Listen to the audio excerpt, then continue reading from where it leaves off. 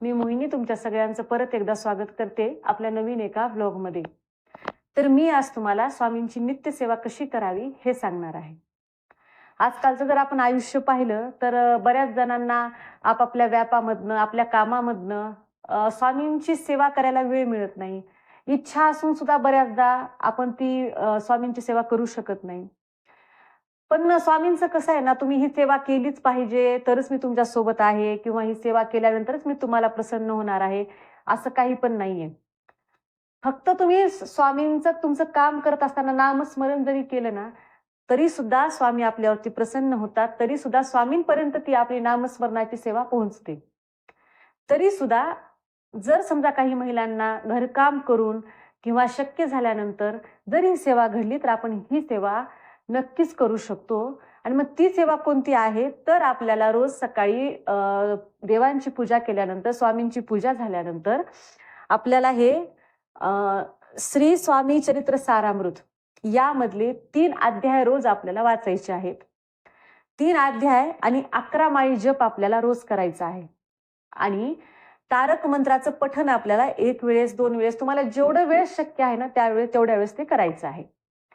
आता समजा जर तुम्हाला सकाळी वेळ नाही मिळाला, तर स्वामींचं असं काही नाहीये की तू सकाळीच ही सारामृतची पोथी वाचावी, 3 अध्याय तुम्ही सकाळीच वाचावे, अशा काहीही नाहीये. तुम्ही शक्य झाल्यानंतर दुपारी सुद्धा हे सारामृतचे 3 अध्याय तुम्ही घेऊ शकतात किंवा सायंकाळी जेव्हा आपण दिवा लावतो तेव्हा सुद्धा आपण हे 3 अध्याय वाचू शकतात.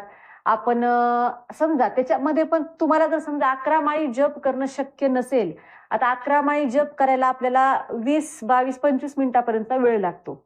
जर समजा तुम्हाला ते पण शक्य नसेल, तर तुम्ही फक्त 1 माळी जप सुद्धा करू शकता. त्याचप्रमाणे जे पुरुष आहेत त्यांना जॉबवरती जाण्यामुळं स्वामींची सेवा करणं शक्य होत नाही.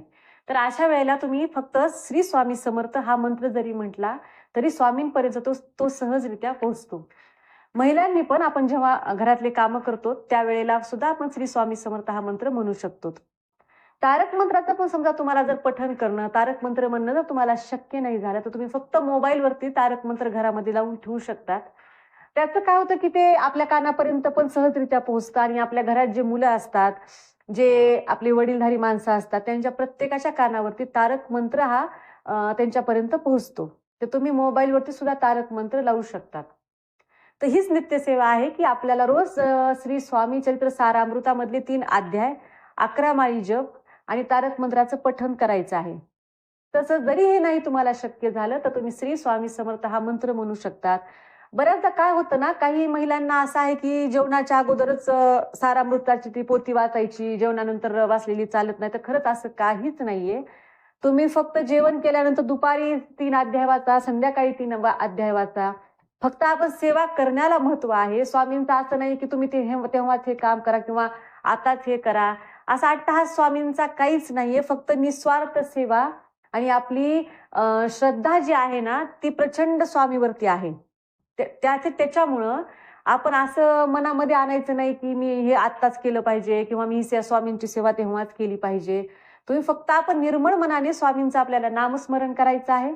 जेव्हा शक्य होईल तेव्हा हे 3 अध्याय वाचायचे आहेत.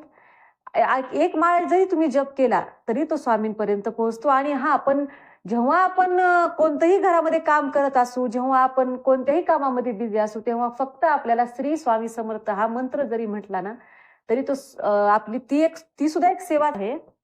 त्याच्यामुळं आपण जेवढं आपल्याला शक्य आहे, आपल्याला जेवढं शक्य होईल तेवढं आपल्याला स्वामींचं नामस्मरण करायचं आहे. स्वामीच्या नामस्मरणामध्ये आपल्याला रंगून जायचं आहे आणि स्वामींची निस्सीम भक्ती आपल्याला करायची आहे. तर हीच होती स्वामींची नित्यसेवा.